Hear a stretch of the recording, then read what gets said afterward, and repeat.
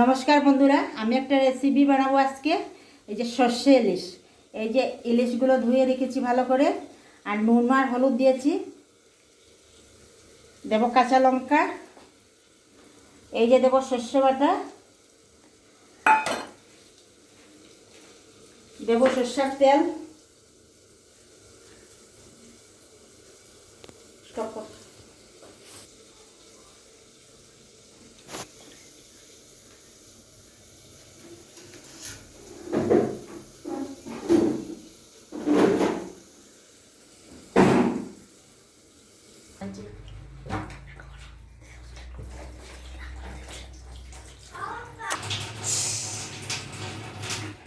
এই যে বন্ধুরা কড়াই বসিয়ে দিয়েছি, কড়াইটা দিয়ে দিচ্ছি অল্প। এই যে বন্ধুরা কড়াইটা বসিয়েছি, কড়াইতে দিয়েছি তেল, সরষের তেল। আর এই যে এটা রেডি করা আছে, এই যে দেখুন কাঁচা রয়েছে কিন্তু দেখতে কি সুন্দর লাগছে। শুধু সর্ষে বাটা, আদা বাটা, নুন আর হলুদ আর সর্ষের তেল, আর কিছুই দিইনি। এগুলো দিয়ে এখন আমি বসিয়ে দেবো কড়াইতে। এই যে বসিয়ে দিলাম।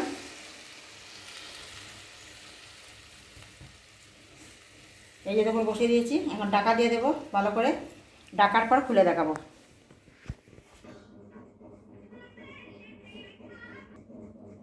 এই যে দেখো কিরকম ঢাকা দেওয়া হয়েছে।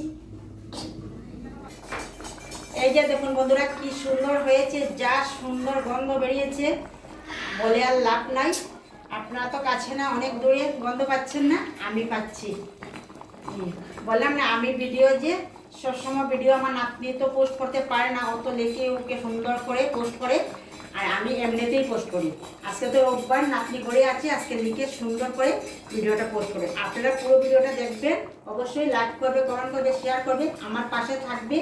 ভুল হলে ক্ষমা করবে। আপনার কাছে আমার অনুরোধ, জোর হাত করে ক্ষমা চেয়ে দিচ্ছি। যদি ভুল হয় আমাকে ক্ষমা করে দেবেন, আর সবার কাছে শেয়ার করবেন, ফলো করবেন।